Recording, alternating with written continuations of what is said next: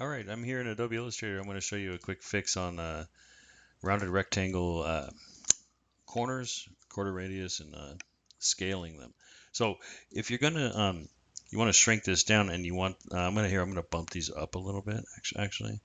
Um, grab that little live corner thing.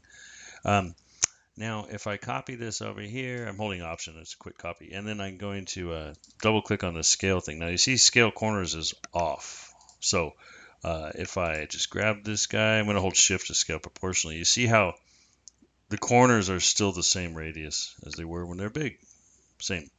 So, but this almost looks like a circle. So it's not scaling the corners. It's scaling the overall size, but not the corners. So you can click on this and hit scale corners. And this, if this is at 100, you can hit OK. And then now if you do it, the corners are not the same anymore. They got smaller.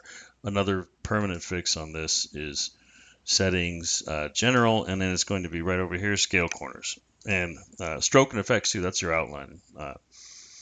So yeah, you want that scale most of the time too. But yeah, so both of those things, you can do it either here in the panel or in the settings. So hopefully that helped. Let me know in the comments if it did.